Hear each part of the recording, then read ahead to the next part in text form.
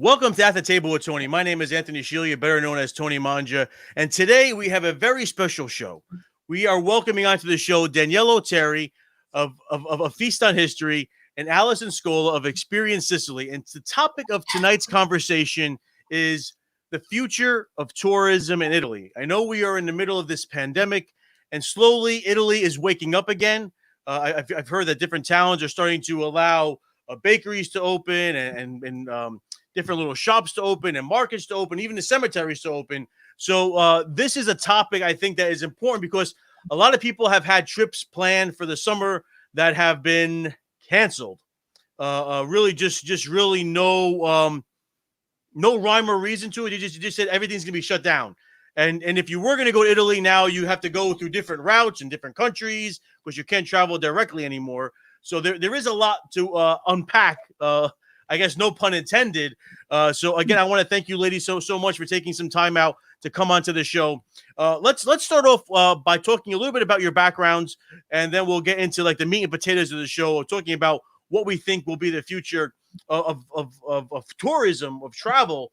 To Italy, and even to a certain extent to the world, because like I said, this pandemic, this coronavirus pandemic has changed the way we do everything. We constantly hear now in the news, the new normal. When we go to a restaurant, will there only be, be at half capacity?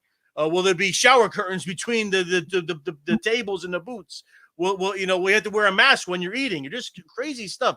So again, thank you for coming on. First, we'll start off with Danielle. Danielle, tell us a little bit about yourself, about your company, and then we'll talk to Allison. Yeah, thanks for having me. I'm Danielle, and I have a company called Feast on History, which is brings people on small group food and wine tours to a part of Italy called Cilento, which is just a little bit south of the Amalfi Coast. And I work with my family there who own a property called Borgo La Pietraia, and it's very off the beaten path. And we had a full roster of sold out tours this year, which of course have all been canceled, and are in close contact because my cousins that are there in Italy, we talk to them every couple of days. We're always just texting on WhatsApp, getting the update, finding out what's going on. And in a way, it's been like a voice from the future because they've been telling us what's going on there. And we can sort of find out, we're, a week, 2 weeks behind them on everything. And then here in New York City, I have Arthur Avenue Food Tours, which does food tours of Little Italy in the Bronx, the most intact Little Italy in the United States. And we have been completely reimagining what we're doing there. We're actually starting a pretty surprising online business. We're doing online cooking classes, corporate team building events now, and we're also doing food boxes. And that has been a pivot that came about very, very quickly. A lot of creativity and experimentation, but people are responding to it really well, which tells me that even though we cannot travel right now and nobody can predict the future about exactly when, people are no less curious than they ever have been. Oh, absolutely. I mean, again, I think that this is definitely, if one good thing comes from this coronavirus pandemic is that we've had some time to experience different things. So whether it's going back into the kitchen and cooking, whether it's picking up, I have all my books here. If it's picking up a book, actually, speaking of Arthur Avenue, here's from body to the Bronx. Yeah. This has given us opportunities to kind of experience things, maybe not so much hands-on. And I can see the one thing that they're always saying social distancing. I hate that word, social distancing. Use the word physically distant. You use the phrase physically distancing because socially we're still having a conversation. We're still being social. We can still get on our phones and WhatsApp our cousins in Italy. Yeah. And so the social distancing I really don't like. Physically distancing. So yeah, there is. It is interesting that we are able to then experience things in ways that we haven't been able to experience it, and a lot of it's even through these live streams or through. I mean, really, I never heard of this. I use StreamYard now. I never even heard of StreamYard. There's Zoom. There's all these different these services that are popping up that are really helping people to connect and then disseminating information out there. So again, thank you, Danielle, for joining us today. Thank you.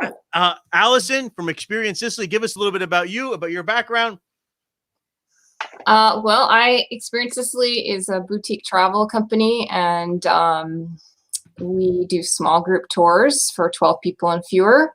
throughout the year. Each one is a little different. And I also design custom itineraries for people who go to Sicily, who tell me exactly, what their passions are, what their interests are, and then we match them up with amazing guides and amazing experiences so that they really can have an authentic experiential itinerary in Sicily. And I work with my cousin who's based in Palermo, so it's really like family oriented in terms of how we plan everything. So we've got really insider contacts throughout the island. I have an awesome connection with so many guides and so many excursion operators, and great relationships with different agriturismi, which are small family-run inns usually, and hotels, all different kinds of accommodations. So we have a whole portfolio of options for people to really present them with a very special tour of Sicily that they'll never forget.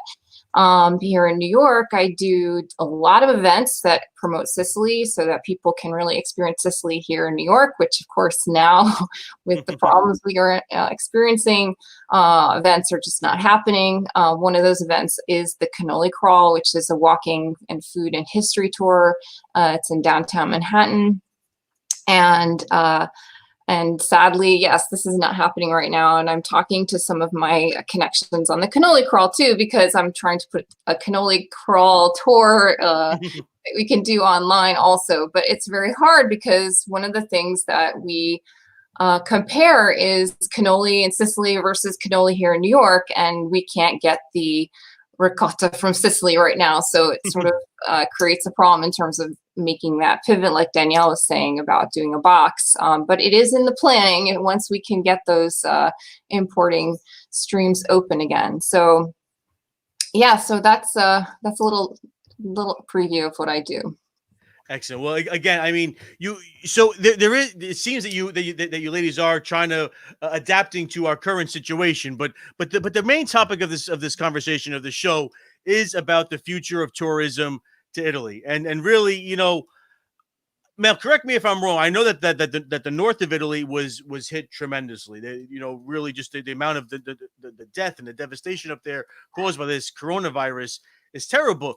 But on the other hand, for the most part, southern Italy, not to say that it hasn't been affected, I think that it's been affected in other ways. I think more so through by tourists not coming, their economy is being more affected. Is that a fair assessment?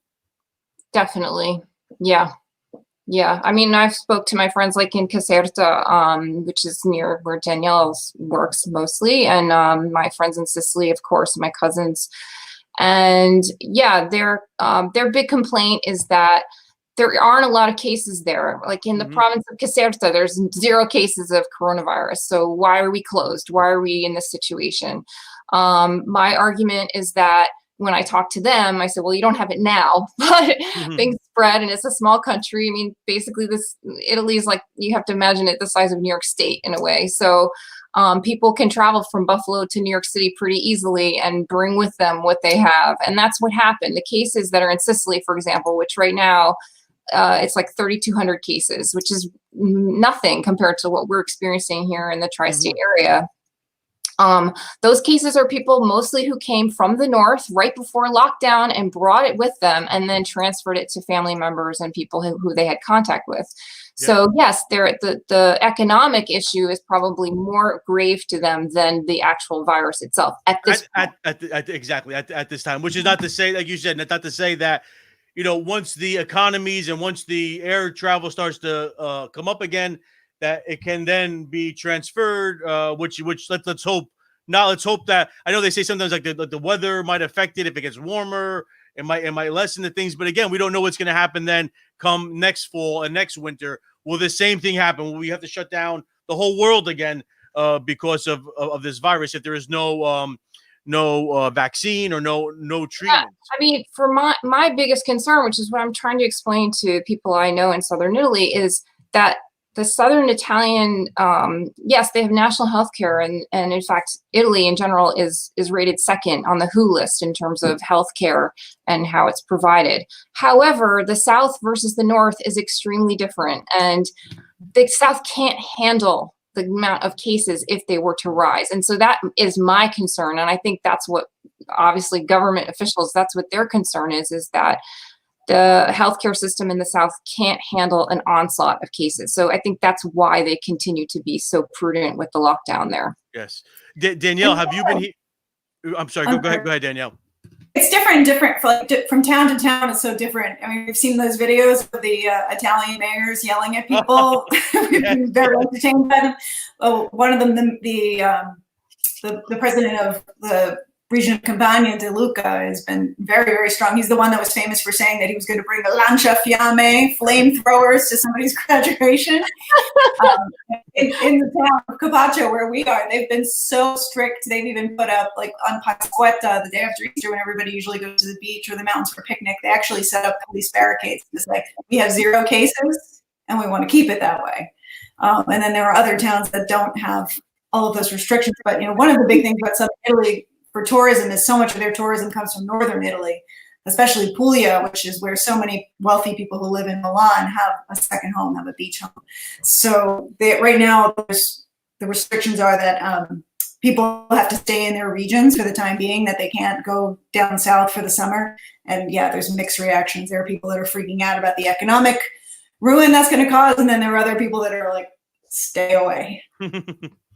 Yeah, I was actually just talking to my cousin last weekend, and she was saying that they were I think this week they were just going to be allowed to, I guess, kind of leave their house or leave their town even. But again, they weren't allowed to travel to, to the mainland, because they're from Sicily, so they weren't allowed to travel to the mainland. I don't think they were even to travel to other provinces. I think it was kind of just constrained to their town or their little area. And actually, I was talking to her yesterday for Mother's Day. And she said that she saw her son for the first time in 3 months, like physically saw her son, not doing WhatsApp or doing, these FaceTime calls. So really, I think in a way, again, I say, the Italians, we are a very social people. We love to be around people. We love to hug people. We love to kiss people, and to not to be able to even, when I go visit my grandmother or I visit my in-laws, you have to kind of just wave. I mean, you can't share what we are so used to sharing, is that physical connection.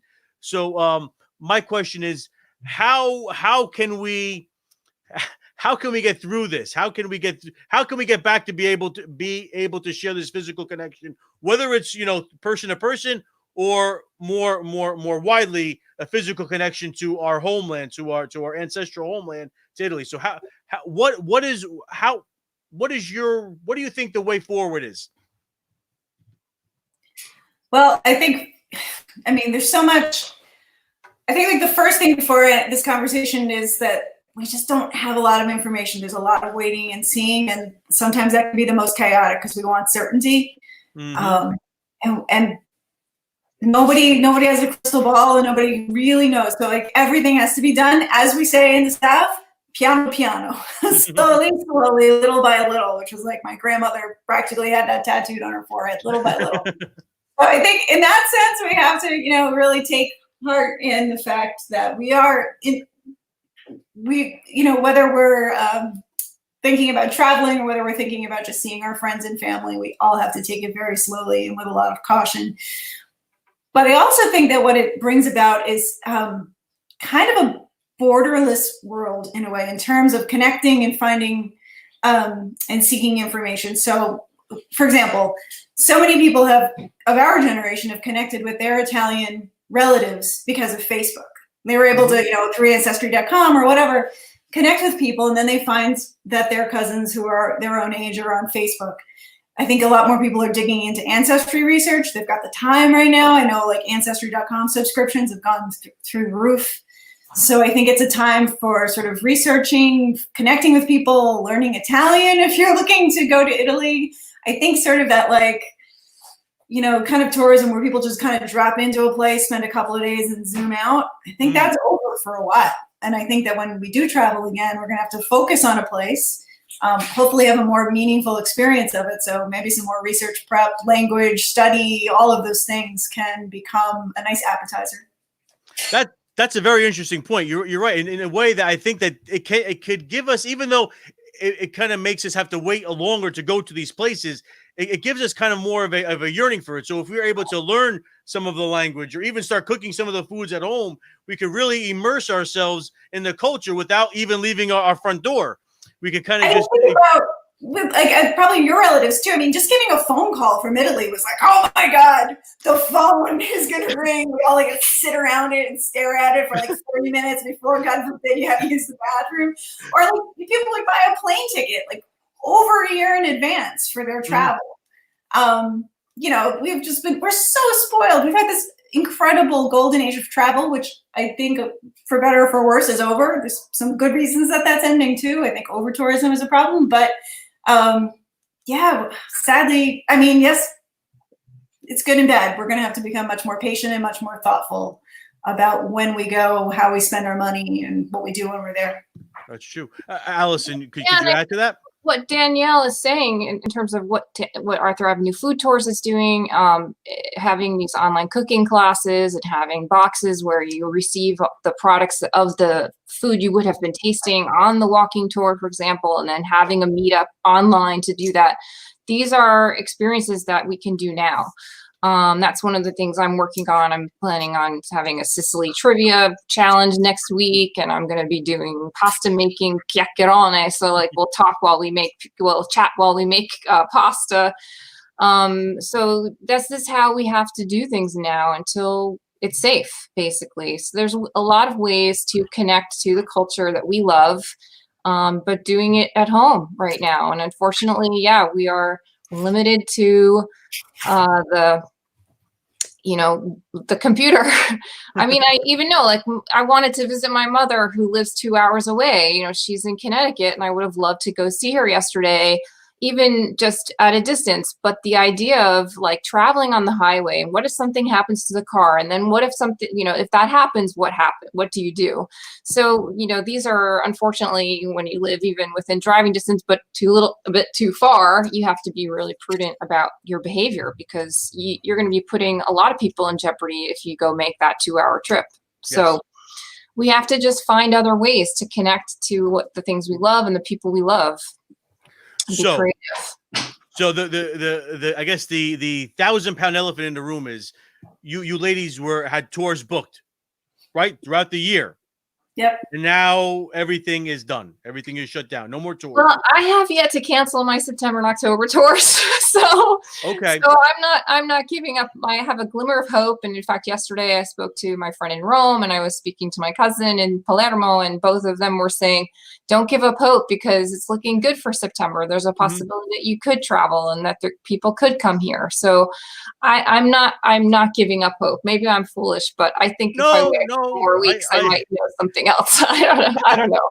I guess really now it's just a day by day type thing, or even a week by week, because really things are changing constantly. It's so what kind of, I know this is a heartbreaking thing to ask, but what kind of goes through your mind when you say, listen, like what, I don't know. I don't even know how to explain. Like, what do you have to say to your group saying, okay, we have to cancel the tours, but we'll reschedule for, a future date. So kind of what's going through your mind when you're first hearing these, that they're shutting down flights, they're shutting down tours.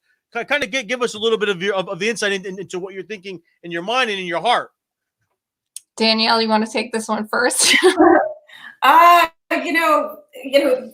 We were invested in all of this coronavirus news long before I think most people were, because we were all paying attention to what was happening in Italy.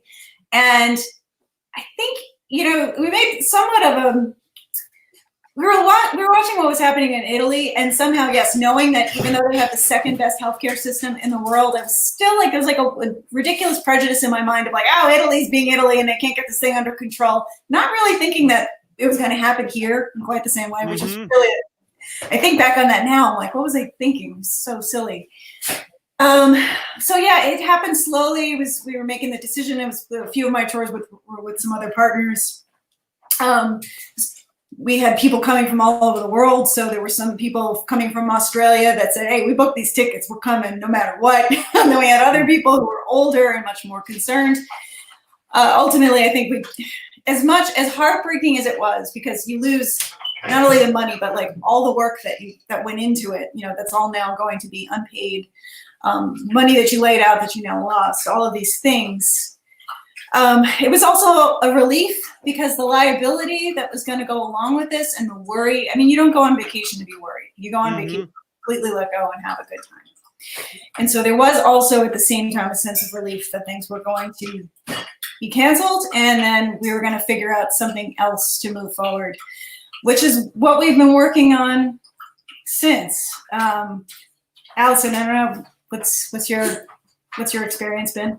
Yeah, well, it's heartbreaking is the way to describe it for sure. And I had my friends here from Sicily. We were doing an event for Carnevale on March 25th, and that was the first day in Sicily where they started to react to what was going on. They closed the schools. And I just knew that day, I was thinking, great, this is it. I just know this is what the rest of the year is going to look like. So my heart was breaking that day. Like Danielle said, it was like 2 weeks before everyone here understood what was going on. You know, I understood what was ahead. And, you know, I have also independent clients who had tours booked for March and April and May, and all of that also had to be canceled. And like Danielle said, you know, we did a lot of work leading up to these tours. We spent money advertising, and my feeling is that as a consumer, I would have wanted my whole tour deposit back or my whole tour cost back as well. And so that's something I did. Other companies didn't do that. They kept something, or they just said, no, you're postponing till next year. That's it. Those are the big companies, and the big companies that, like Danielle and I, we're personal people. You know us. We pick up the phone when you call us. So for us, it is the option is return everybody's money, because we're buying goodwill for the future. But yeah, there was a whole lot of work that went into getting those registrations and setting all those tours up. Luckily, the way that I work in terms of my independent traveling clients is that I work on a fee basis in terms of how I charge a fee for everything that we do in terms of the work, the research, everything that we do to help them, other than just the excursions and hotels. So I was able to keep some of that because we had done the work. However, when they decide to go next year or the year after, then we'll pick up the rest of the fee, for example. So I was able to negotiate some of that. Other travel advisors weren't so lucky because they work on a commission basis, and they don't get those commissions till after the trip happens. So I feel sorry for them.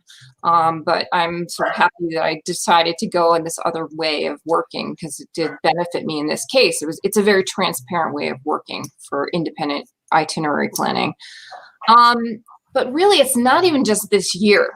It's really the 6 years before, the work that I know that I have done to build my business, to build my brand, and to gain people's trust. And so my whole life has been building Experience Sicily since 2013. So when this was happening, it wasn't just about losing 2020. I could, looking into the future, what is going to happen with travel in general, like you're saying. And my whole life has been about building this business. So there's been a lot of grieving and a lot of mourning that's been going on. So yeah, we had an article come out about Arthur Avenue food tours in the New York Times on March 20th. And it was supposed to come out at Christmas time, and I was anticipating, and I couldn't wait. And I was in contact with the author, Helene Stupinski, who wrote Murder in Matera, and we became BFFs. And then it came out at like the worst time. And I said, oh my God, this would be such a huge deal. This would be such a moment to celebrate any other day but today. So yeah, it's true. It's like all the build up to all of these things that are happening. There's so much work that went into it. But like you said, we have to be hopeful, and we have to hope that when this is all over, again, it will be a new normal, but yet to a certain extent, we can get back to maybe traveling again. And so my next question is, are you, or can people contact you maybe to gauge some interest about what they want to do next year or even in 2 years? So, I mean, do you think that maybe also, I guess the second part of the question is, do you think that maybe now people, I guess we kind of talked about it in a way, but do you think people will be more purposeful, and when they make these tours, or when they book these tours, that they that they want this special experience. So I'm trying to think of the proper way to say it is like, will they be more, I guess, determined and purposeful in where they want to travel in the future? Not just to say, go with these big box tours that take you, 20 stops in like 5 days, and your head's spinning by the time you get off of one bus, you have to get back onto another bus, whereas you ladies, you really are kind of diving into one particular area as opposed to 10 cities throughout the whole country. So I guess, I don't kind of went off the beaten path in that question, but kind of talk to that point in a way. Well, here's the silver lining for like little tiny operators like us. The big guys have had to lay off huge amounts of staff. And these are companies like those big bus tours that make their money on margins. Mm-hmm. And if they are now filling up a bus with all those people, they're not making money. They pay their guides very little. Like, this is sort of like the really bad side of the travel industry, is that there's a lot of exploitation. And, take a city like Venice, for example. Is anybody making any money? Is Venice any better off for having, thousands of tourists come off a cruise ship every day? No, it's not. Like Florence, a place that I have always loved, has, been abandoned by the people that live there because they're renting out their apartments on Airbnb. And, so big companies like Airbnb, like TripAdvisor, which is kind of everybody in the travel agency has a special for TripAdvisor. I'll just leave it at that. They have laid off tons of staff. So they're not going to be able to so easily just jump back on. They have reserves, but they're also, really profit-driven machines. They're not in it for the passion. They're not in it because they really know a place and they really care about a place. I'm not going to say that kind of tourism isn't going to come back someday. It probably will, but not anytime soon. And so when people are ready to travel, I think certainly small operators, the family businesses who can lay low and do other things for income in the meantime, will be here. And we're in constant communication. We're actually invested in the place. So we'll know exactly where to bring people. And there's going to be really, really, really good deals. I think the big question, of course, is like air travel and when and how is that going to be safe? I think we're also going to see a huge spike in luxury travel from the people that can share a private jet. And so we're going to get a lot of that really high-end stuff. But yeah, when people are able to travel again, the deals are going to be great. And I'm glad that we work in Italy, because people will always want to go to Italy. That will never stop. Italy will never stop being people's number one dream. And so we'll wait. Yeah, to continue with that, the luxury travel market is going to be the travel market that's going to come back first. And because I really think that also senior citizens who are retired and have the money, they're not worried about losing their jobs because they didn't have a job. They're on a fixed income, or they have the money to travel and they were planning to travel. So this is my market. I mostly work with people who are over 50. I mostly work with people who are looking for 4- and 5-star experiences. And so I'm ready to receive those people and to give them what they want. I also see, and I've been speaking with some of the luxury villa companies that I work with, because I think that villa rental is going to be one of the ways people are going to go. And, they're going to want to travel with people they know. They're going to want to travel with their loved ones, their family members, their best friends, and rent a villa and stay, like you're saying, sort of close to where they can control their environment, because obviously cleanliness is going to be really important. But I also think that going to a place like Sicily, which is really off the beaten path, I think the big cities like Rome and Venice and Florence are not going to be where people want to be. And I think people are going to be looking for going to the small villages, going to do some hiking, some walking, touring, really looking for open air archaeological sites. They're going to want to be away from the crowds. And so the people who can afford to do that and who want to do that kind of tourism, those are going to be our first customers coming back in 2020, 2021, and probably until 2022, 2023 is we're not going to see that that mass tourism coming back. So, and cruises, I don't know. airlines, I don't know. All these are up. There was an article yesterday in the Times about the airline industry, and is the airline industry going to recover from this? Is it going to be possible?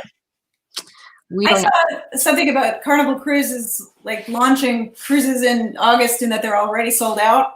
But Wow. I'm like, I used to work in PR. I'm not 100% sure about that.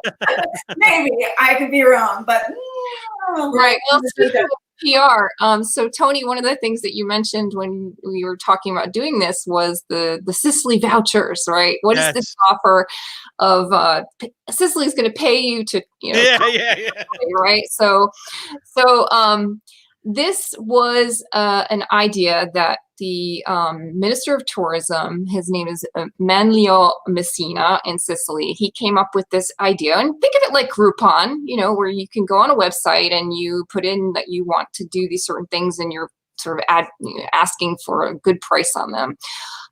So this was an idea, and he didn't have the approval to do this, didn't have the money to do it, but somehow the Times of London got the story and the Daily Mail got the story. And once they got the story, then it started spreading out to all these blogs. And so very good, smart PR, as Danielle is saying. The story got out so fast internationally. I mean, like people were just emailing me, is this true? Is this true? And I was like, well, it's true that they're proposing the idea. It hasn't yet been approved. Well, since then, I mean, it took about a week or so. But obviously, the PR pressure was put on the Sicilian parliament and also the Italian government to say, okay, we've got to find this $50 million worth of money to put into the Sicilian tourism business. So it worked because they did pass this concept. It has yet to be launched, but the PR machine worked for them. Huh. So you can use, like Carnival is doing, like you're saying, Danielle, that you can use it to your advantage. What it really is intended for, however, is not for us. It's not really intended at this point for international tourists because we are not allowed to go there. There's an international travel ban. It's really intended for Sicilians who obviously have, their income is lower now because of obviously the situation, or Italians. It's really the idea is to get Italians and get Sicilians to discover Sicily, because they, most of the time, they may go on their own vacation. They go somewhere else. Yeah. They go to Mexico, they go to France. So the idea is to keep Sicilians in Sicily, spending money in Sicily, and also Northern Italians and Italians from the mainland to come to Sicily. So hopefully it will still be around. Maybe they'll renew it in time for us to take advantage of those vouchers. However, at the moment, it's not really intended for us. Okay, well, we have to hope. We have to hope in the future that it will trickle down to us Americans that are going to visit. I do want to talk a little bit about. So each of you have your own. Obviously, you were talking a little about. So Allison, you concentrate on Sicily, and Danielle, you concentrate on an area, pretty much an untouched area of southern Italy called the Cilento. Yep. So can you kind of, Danielle, for you, my question for you is, can you kind of explain where the Cilento is, what the Cilento is, for people that have, because really, I mean, I know what the Cilento is because part of my family is from that area, but most people say Cilento, like, they have no idea what that means. Is that a person's name? Is that what is Cilento? Cilento is part of Campania, and Campania is a state, so like New York is Campania, and Cilento would be like the Hudson Valley. And it's just south of the Amalfi Coast. So imagine the same Amalfi Coast coastline, except not all built up, because most of it is part of a national park. And the parts of it that are, or the features of it that are the most famous, one is buffalo mozzarella, and then the other is the temples at Pestum. But it's really, one of the best things about it is that it's the birthplace of the Mediterranean diet. So there was an American physiologist, Ansel Keys, who was living in the Cilento in the 50s, was noting how people lived to these incredibly long lives. Yep, there's some good scuttle and beans there. And began the Mediterranean, the 5-country study, and really broke down everything that was in the Cilento diet as to what made it so healthy. So, this is one of the things that we're sort of hopeful about for the future, in that this has always been a region that's quiet, always been a region that has like amazing food, clean food, such a pristine environment, crystal clear blue waters, and it's never going to be a place that's super crowded. It's just not set up for that. So yeah, that's what we're doing. And what we're doing now is I'm sort of, because borders are meaningless right now and everything's online, we are merging what we do in Cilento with what we do on Arthur Avenue. So we've been doing this thing called the Arthur Avenue Cookbook Club, which is, I send people recipes 5 days a week for 6 weeks. And then at the end, they get a printed cookbook that compiles everything. So we're in week 5, we're almost done with the first book. And with the second version of the club, what we're doing is we're bringing in cooking videos from Cilento. So my cousin Ariana and her partner Mario, who's the chef at the property, they are in the process of recording videos. And they're going to focus on the Mediterranean diet, because I think we're all thinking right now about, eating better, being healthier, taking care of ourselves, probably eating less meat because of what's going on in the food supply here. And so if we're not traveling and everything's online, why does there need to be a separation between Little Italy and Italy? We're going to bring it all together. And Allison, obviously Sicily is it's again, people know Sicily, they hear Sicily. It's kind of like the middle of the Mediterranean, but really not many people visit there. I mean, I know like where my wife's family is from. They're from Ragusa, so a lot of people from like Poland or Germany, they'll come to like the Club Med down there. But really, most of Sicily is really not. Again, it's an untouched paradise. So, can you talk a little bit about Sicily? Oh, I could talk a lot about Sicily. Where do you want to start? Yeah, I mean, there's 3,000 years of human history there. There's 7 UNESCO World Heritage Sites. We're looking at Valley of the Temples right here. This is my group from July. One of the things I do is I bring people to really remote towns. This particular group was the tour I did last July called Life in a Remote Sicilian Town. We stayed in a little town called Licodia Eubea, which is in Catania province, not far from Ragusa. Actually, it's a little closer to Ragusa. And we lived in apartments in the town, and we had 10 days there. Every day we would leave the town to go and see a UNESCO site or have another experience, but we'd come back in the evenings, or we would actually have an experience in the town during the day, depending on what day it was. But the really cool thing was that we were the Americans. They don't get a lot of tourism in this town, so they were fascinated by us. So every evening, when we would go back and passeggiata with everyone, they would try, they talked to us. If we spoke Italian, you had a chance to practice your Italian. If you wanted and were willing to speak with someone in English who was wanting to practice their English with you, you had that opportunity. So Sicily has everything from the hustle and bustle of Palermo with the fascinating markets that are thousands of years old, to these little remote towns where Sicilians are so curious and excited to see you and happy to share their culture with you. And despite any language barrier, there's a way to communicate and a way to have a great time together. The food is different from what you're going to find on the Italian peninsula. But similar to what Danielle is saying, it's very clean food, the Mediterranean diet, lots of olive oil, obviously.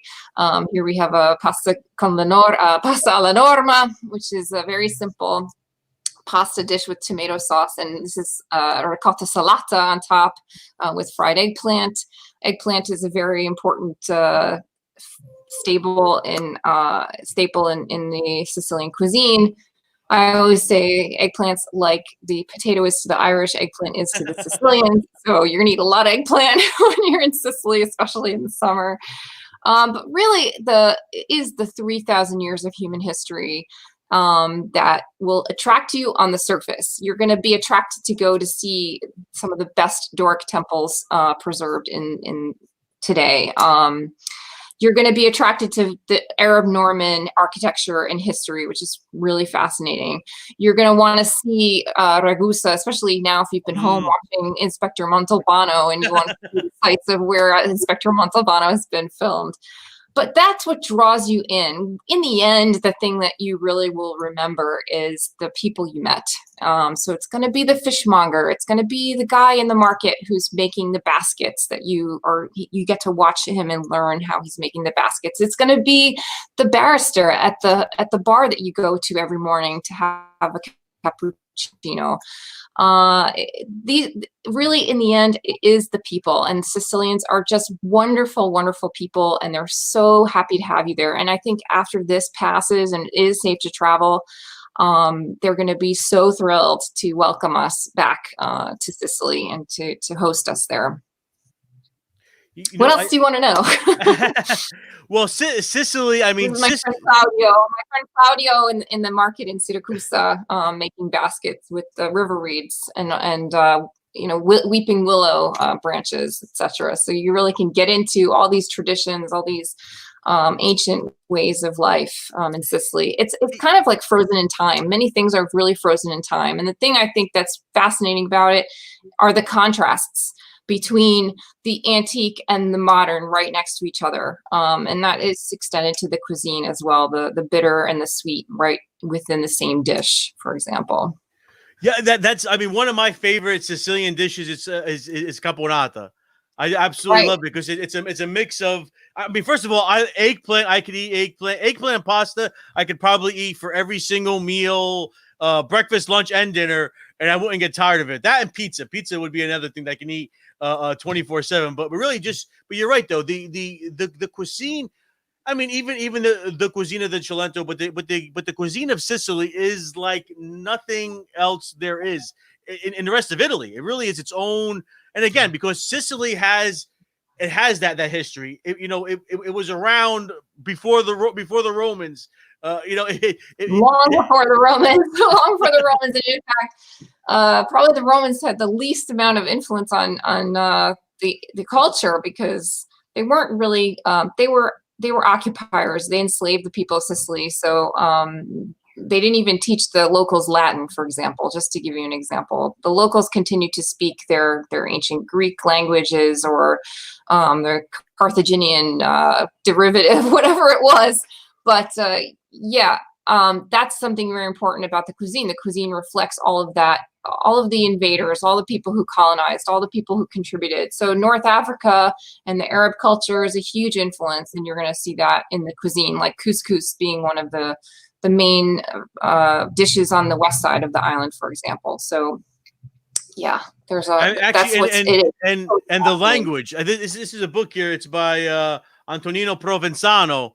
He lives in America now, but he's a Sicilian author, and just kind of going through the book and just poetry. He writes absolutely beautiful poetry. He does, but I mean, and actually, what's beautiful about it is that he doesn't put it in Italian.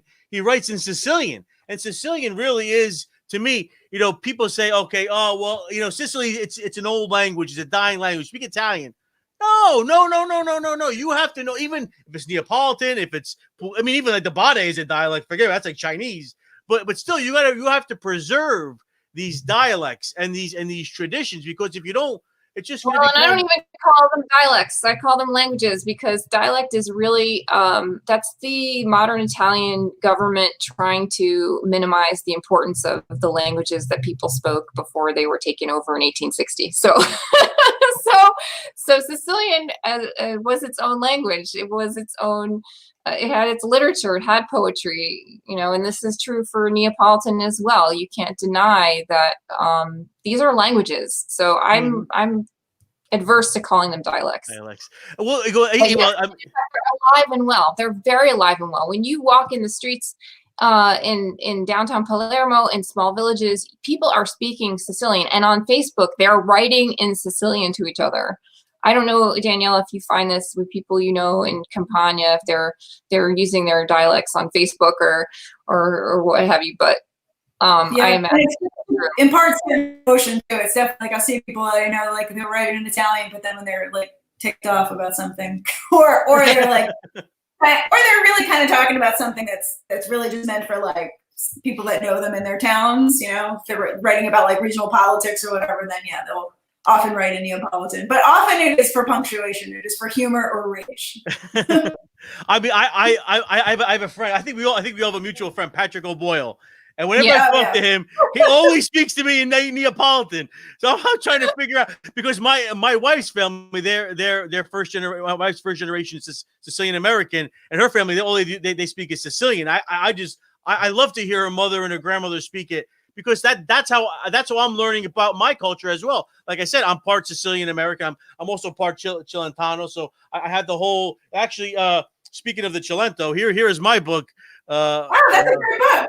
Yeah, that's an amazing book. Yeah, the next actually was a gift to me from my friend Patrick. He because actually if you notice what's in it is the here you go. La Madonna. This is his Madonna that they have in actually we're having a feast this weekend. We're gonna do a virtual feast on StreamYard. So I'm looking forward to that.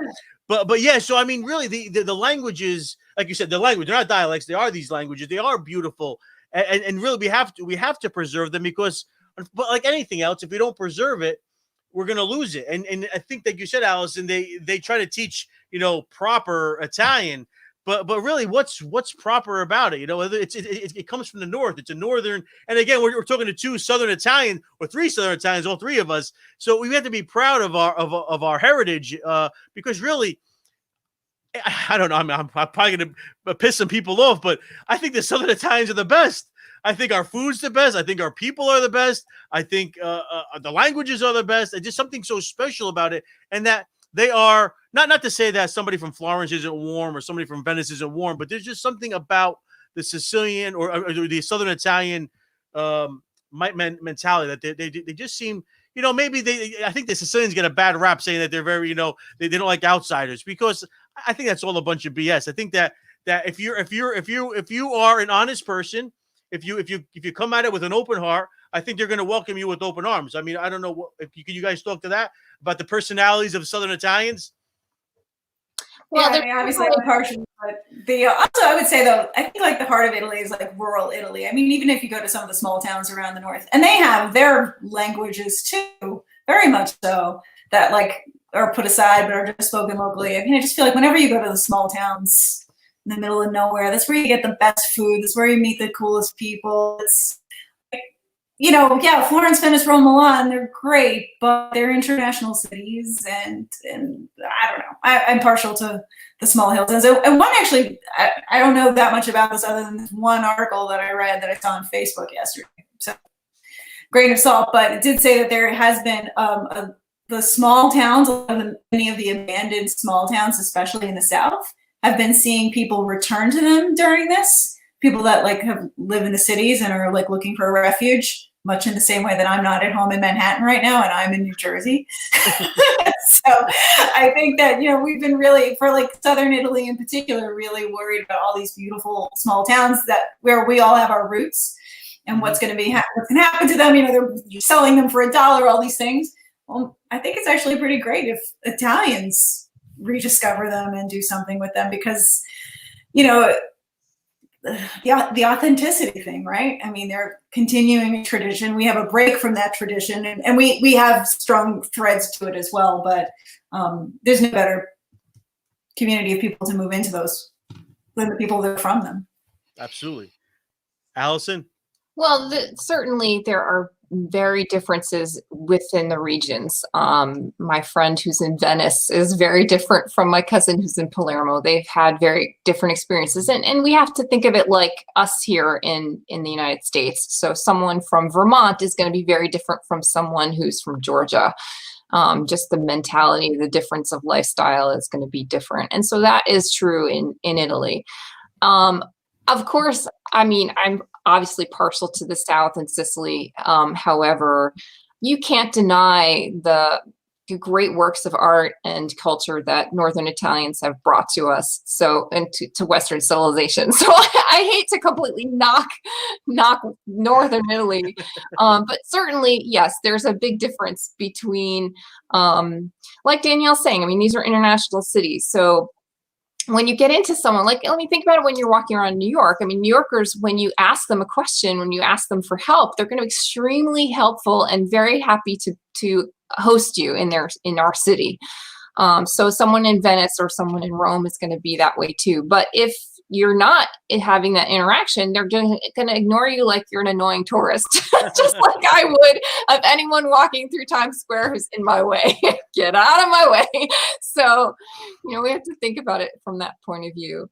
But yes, like Danielle's saying, I think that there already was, and Franco Arminio is a poet, and he's actually in Campania. He's based out of in a little village in how do you say that, Danielle? Irpinia? Right. So he lives in that province, and he writes for the major newspapers in Italy. He's quite well known. He's published many books, and I've met him. We're friends.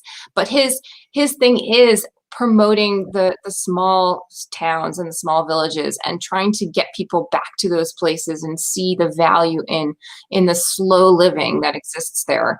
And certainly, I think it's wonderful, and that's where I take my clients. And oftentimes they're like, where are you taking us? Why are we going up all these switchbacks to get to the top of this mountain? Where are we going? And once they get there and the people in the piazza come out to see them and ask them who they are and that they're from New York, you're from New York and you're here. These are the moments people remember. This is the stuff that makes travel it's magic. It's really magic. Those are the moments, because in Rome, no one's going to pay attention to you. Except when you're paying for their food in their restaurant or whatever. So here we have on the screen is this is one of the craters of Mount Etna. There are many craters, and behind those two people, you can see two more down the hill there. But that is Mount Etna, yes. So I think an interesting thing though is think about the two most major volcanoes. Where are they? In the south of Italy. Yeah, fiery. Like overwhelm Vesuvius is like way overdue. We always have to hope that San Gennaro's blood liquefies, which it did a couple. I think it was last week. His blood liquefied. So we're off the hook for a little bit longer. But again, I think that we really didn't dive into the food too much about these areas. We took a little bit. We touched on some of the foods, but what are some of the specialties, Danielle, of the Cilento? Is it the tomatoes? Is it the buffalo mozzarella? Is it the special is there a special pasta? Can you kind of tell us a little bit about some of these specialty foods? Obviously, if you could find this book, which I think is impossible to find in America, you'll be able to try some of these at home. But kind of give us some insight into the foods of the Cilento.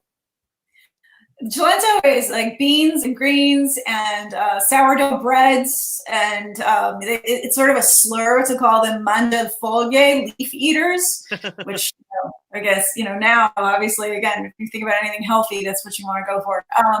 Buffalo mozzarella is definitely the most famous thing, but also Cilento is in Campania, and so Campania is sfogliatella, pizza. Like all the things that we know as Italian Americans, they either come from Campania or they come from Sicily. Sfogliatella or cannoli or pizza or arancini. So you have all those wonderful signature dishes that we love as Italian Americans, and that we've all gotten to know as Neapolitan food has become more popular. So we're an hour and a half, 2 hours from Naples, depending on traffic. So you get the strong Neapolitan influence as well. And yes, the thing that you can't always replicate here, you can get it kind of on the West Coast where the fruits and vegetables are just, they're more fresh and more vibrant, especially citrus. But sometimes you just taste vegetables there and you're like, oh, I had no idea. It's like seeing light for the first time. But also too, I think Americans are not so good at cooking vegetables. Actually, I think we kind of go back to like an Irish, English, German heritage of just boiling them and putting butter on them, and that's like the best it gets. And so I feel like the best thing, like what I'm trying to do with like having these cooking classes from the Cilento here in New York, is like teach people how to cook vegetables so that they're really delicious. Mm-hmm. And Allison, how about, again, I know we touched a little bit about Sicilian cuisine. You think of the caponata, you think of the eggplant, you think of the cannoli. But I mean, are there some other things that people, that they have to go to Sicily to try? Well, the fish, the fresh fish, because that's something absolutely I tell my clients, like, please, if you don't like fish in the United States, please don't think you're not going to like fish in Sicily, because first of all, there's so many different fish. But second of all, they're so fresh, and it's like nothing else you've ever tasted. So last September, I do a tour called Stirring Sicily. That's one of the tours that I'm still hoping to do this year. It's a cooking and wine tour. The first night, I take people to one of my distant cousins' restaurants in Porticello, which is a fishing village outside of Palermo, where my grandfather was born. And we had mussels that night, and one of the women said, "I never eat mussels. I don't like mussels." And she had a plate of mussels in front of her. She was inhaling them because they taste so amazing. They're so fresh. It's just a whole different experience. But certainly, fresh fish is one thing, and it's very simply prepared, because when it's so fresh, it does not need a lot of seasoning or a lot of cooking. It's just it's just perfect as it is.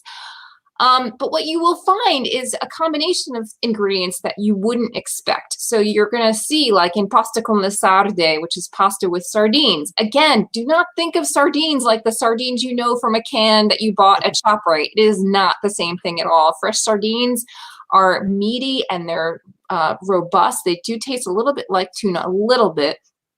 And imagine you combine that with wild fennel, which is a licoricey taste, with pine nuts and raisins.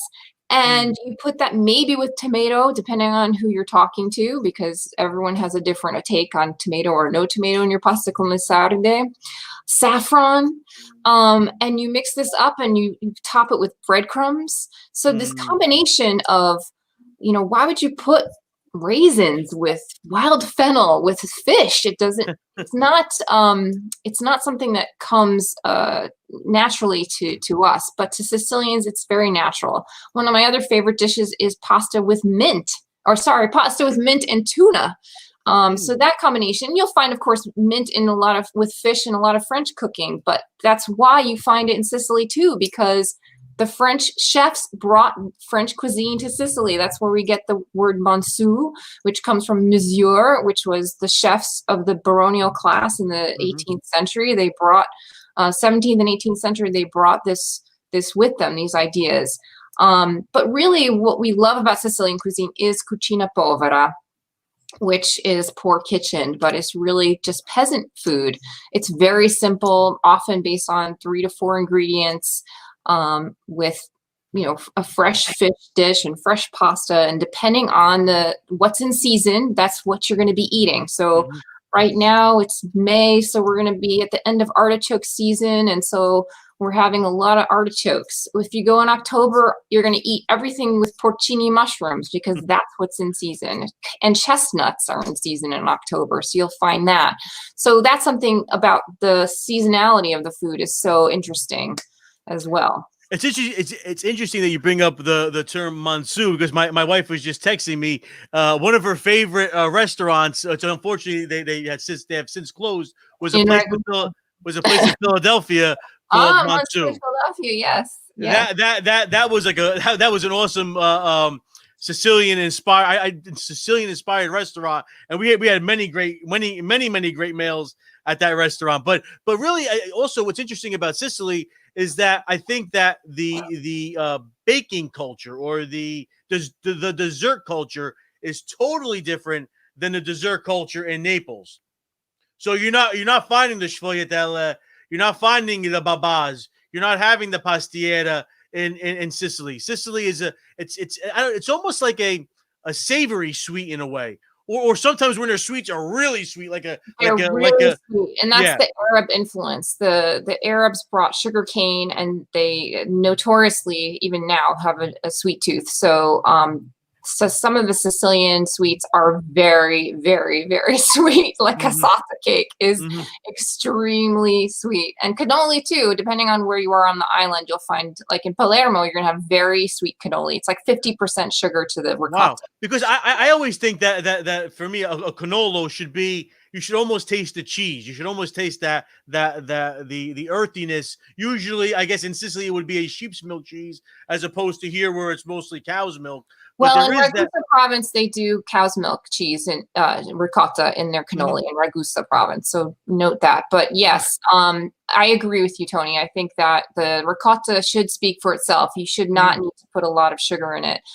You'll find that if you're in more rural environments, you'll get cannoli that the ricotta won't be as sweet because it's naturally sweet. The ricotta speaks for itself. When you go to a more urban location, like Palermo or like Catania, they're going to put more sugar in because they want to extend the life of the ricotta. Because it's further from the farm and it's a preservative.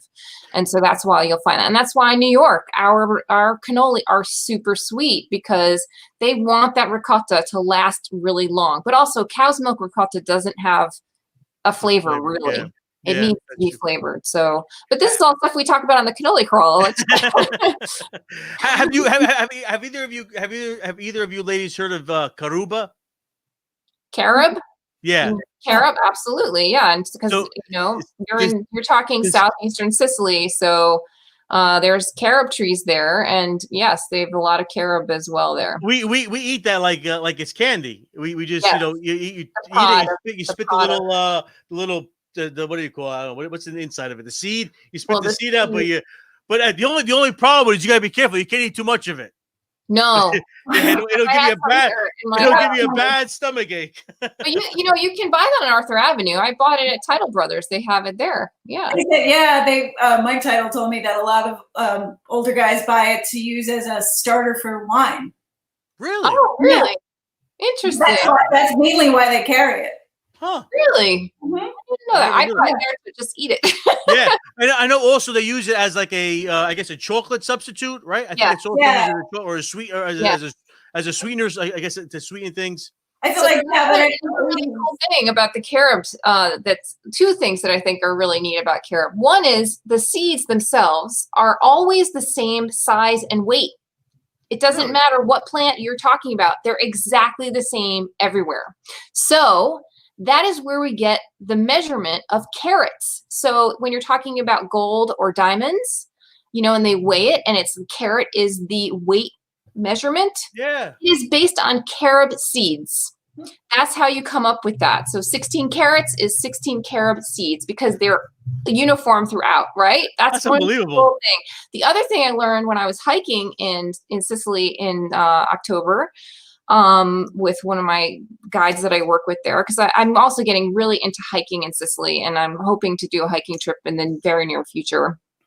But that like pistachio trees, which I also learned a couple years ago, carob trees have male and female trees.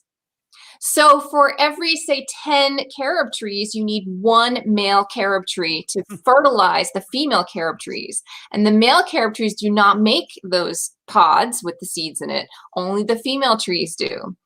And what I learned was that the locals in southeastern Sicily didn't understand why these trees were not making pods. So they were cutting them down, thinking, well, these other trees are making pods, this one's not, so let's cut it down. And then they realized, no, it's a male tree, because then the stop making the pods. So there you have it. So, and pistachio is the same. You need one male tree for about every 10 pistachio trees for them to fertilize them. Yes, so cool stuff. So this is the kind of stuff that we talk about. Before we conclude, there is one other topic I wanted to just touch on a little bit. And again, we could be here all night just talking about this one topic. Is we mentioned it a little bit at the beginning of the show, is Ancestry. Like you said, we have a lot of time now on our hands, so we can go on to Ancestry.com. We could go to FamilySearch.org. We could go to MyHeritage. I think there's another one called MyHeritage, something or other. So we have this time to be able to make these connections to our family. And me personally, I was blessed within the last few months, since late last year, that I reconnected after the last time my cousins in Sicily talked to cousins in America was 1973. So I've been the first Scillia to reconnect with our family there, in I guess what is almost 50 years. What town is it from? Well, we're originally from Capizzi. Oh, Capizzi, okay. Yeah, but they're in like Cerami and Nicosia. So that's kind of where we're in the center of the toward the center of the island. But really, so say if somebody wanted to, they're doing a lot of research now, and they're hot and heavy into this Ancestry. Can either of you ladies can you then I guess create a trip or an itinerary for somebody that wants to go back to these ancestral homes and reconnect with their family, reconnect with the land and with the people. Yeah, we even do the research for people. That's something that my husband and I, he got his citizenship recently, and so he got like a pro at doing all the research for finding the documents. So it's something that we do often for our clients. And in fact, the past 2 years, the most rewarding trips that I've planned for people who have traveled independently have been these kind of trips where we connect them with distant relatives or experiences in the town or the towns from where their family came. So it's absolutely a huge part of tourism right now, and it's a big part of my business. We really, I love it. I love it. So, you know, those little stories that you have in the back of your head, you remember something about someone from, you know, having a donkey and walking 10 miles, whatever. These things add up and they end up becoming the onion that gets peeled to your heritage. And it's absolutely so special. It's a totally special way to travel. Yeah, it's one of the reasons I'm glad I work in Southern Italian tourism, because I feel like, again, if people are going to travel after, you know, making this trip, which is so meaningful, is going to be one that people will prioritize. We had because there's not a lot of travel companies in Cilento too, we had a Canadian family get in touch with us who we helped find their roots. Another family in Calabria. My cousin Ariana is a licensed travel agent in Italy, so she's really got an amazing network that she can connect people with. But, you know, there's a lot of stuff that's online. There's a tremendous amount of stuff online, but there are also places that are just tiny little towns that are inaccessible, and you need somebody who's local, who knows how to, you know, give Pasquale some money to open the door. You know, there are places where you need that. And we do connect people with that. And the transformation that comes about is just absolutely amazing. I was just at a wedding before this all happened on February 29th, and I had helped the stepmother of the bride connect with some family relatives. This is an extremely sophisticated, well-traveled person who's been everywhere in the world. And so the afternoon, she said finding her relatives in Calabria was the most meaningful travel experience she had ever had. So you cannot underestimate the impact of doing that kind of travel. You can think about it, you can anticipate it, but seeing those things, putting all those pieces together, walking on that land, there is nothing like it. Yeah, I mean, that's why I was so looking forward to making a trip there this summer, which unfortunately has been postponed. But yeah, I'm not saying cancel, postponed. But I will get there eventually. I know that. But again, until then, it gives me more time to do more research. But the one thing that I don't know if you guys do any of the ancestral research. Once you answer one question, like 3,000 other questions come up. It's like, oh man, okay. So now I figured this out, but now I have to figure out some more things. So like you said, it's peeling that onion. It's trying to get deep into it. And I personally, almost every day I'm doing something, whether it's on my phone, whether it's on the computer, I'm constantly doing some kind of a research because I think that, you know, in a way, I think it's important that we have a connection to our past. You know, it's great that we move forward and we try to look toward the future. But I think in order to know where we're going, we kind of have to know where our people came from, why we're here. You know, I mean, think about all of our ancestors. You know, again, whether they're Italian, whether they're German, Polish, whatever they are, they made sacrifices for us to be where we are today. And I think that's you know, even in this pandemic, I think it's one thing that we could take away is that we have to just, you know, again, look to the future, absolutely, but also kind of remember everything that went on before us, and you know, kind of just move through it. When you go into ancestry research too, you get a lot of texture and a lot of, like, I always think, like, gosh, these people who are long dead are probably like, oh my God, they're finding out all my secrets. I mean, you find out about, you know, like the families that were adopted, or the husband that left for America and left the Italian family behind and started fresh. I mean, I've found some stuff in my family history that, oh, okay. You find out about all the children that died, you know, before they were a year old. And when you get all those stories too, I think you start to have a lot more empathy for people in general, just because you realize that, you know, you might have one story of how your family came to the United States, but then you get to see like all the ups and downs and everything that brought them there. Mm-hmm. And here we are. Exactly. Here we are. Yeah, it's pretty amazing. So, ladies, again, I want to thank you so much for taking some time out.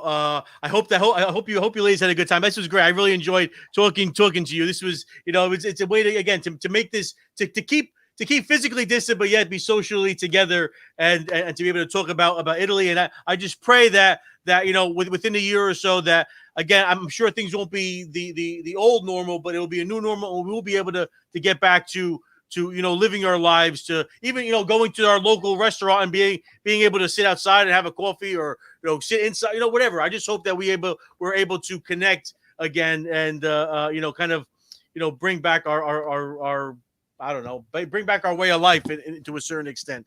But again, I do want to thank you. Before we leave, I know I've been putting the email, the websites on the bottom of the screen, but just give us a way that anybody that wants to get in touch with you, social media, websites, stuff like that. Danielle, can you start with that?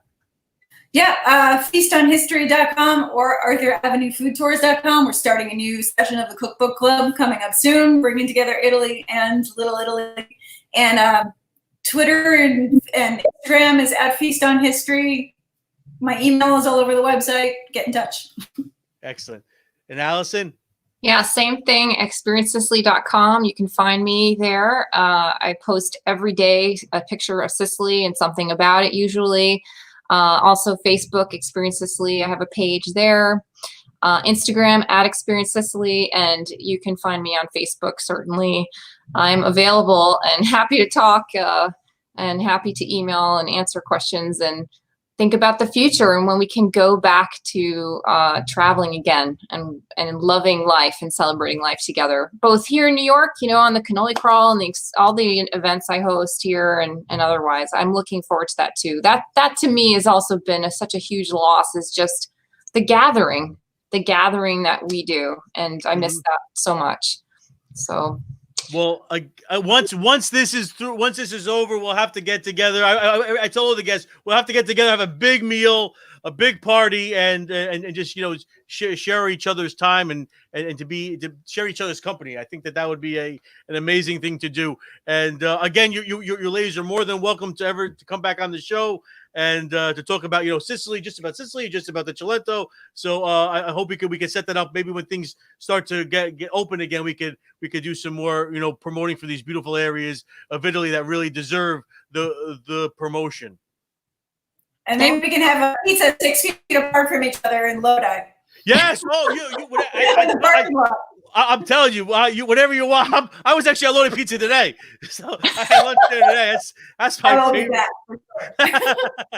Well, ladies, thank you so very much for taking some time out tonight. I really, really appreciate it. Check out Danielle. Check out Allison. Again, experiencesicily.com. That's Allison's page. We have feastonhistory.com. That's Danielle's website. Again, ladies, thank you so much for coming on the show. Tomorrow night we will be joined by Paulie G, the one and only Paulie G from Paulie G's Pizza in Greenpoint, Brooklyn. And on Wednesday night we'll be doing Italian American authors roundtable. So we'll have Ray Guarini on the show, Stephanie Longo, as well as Michelle Messina. They will be on the show on Wednesday night, and then on the weekend we'll be doing this virtual feast of the La Madonna del Sacromonte. So stay tuned. A lot going on here at the table with Tony. We'll see you next time. Ciao for now. Ciao. Bye. Thank you.